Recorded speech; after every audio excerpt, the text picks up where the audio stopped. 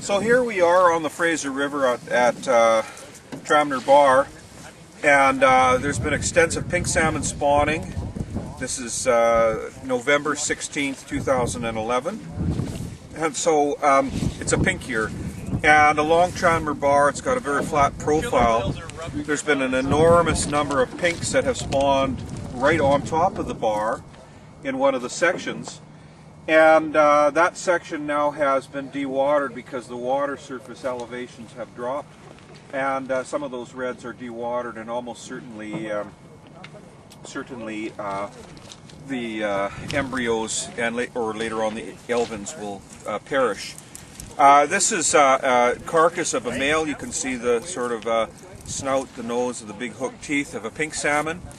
And this comprises a really important component of the ecosystem here on the Fraser River. The gravel, these big gravel bars are a habitat for upwards of 30 species of fish.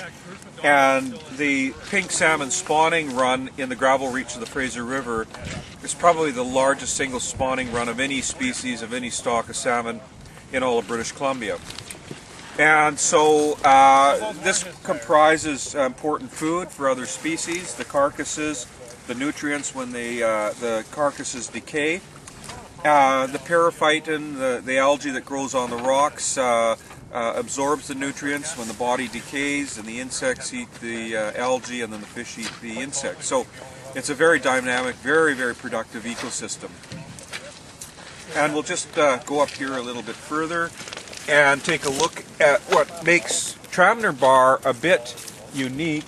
And you can see the groundwater pouring out of the gravel. So the main channel is just ahead of me, off to my right and ahead.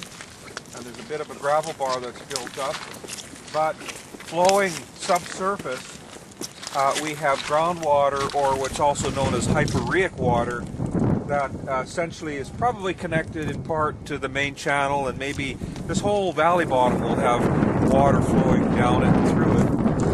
And so the treatments of water are often really important from a fish habitat perspective, because they carry, they're warmer, so there's a lot higher biological activity.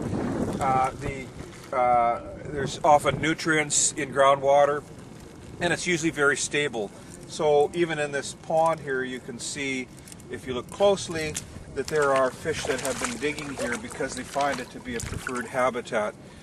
Pink salmon tend not to spawn in groundwater channels in the Fraser. That tends to be chum salmon. Pink salmon tend to spawn in the main stem habitats, but you know, there's just been so much in the way of pink spawning through the gravel reach this year. They're probably looking at absolutely every bit of habitat.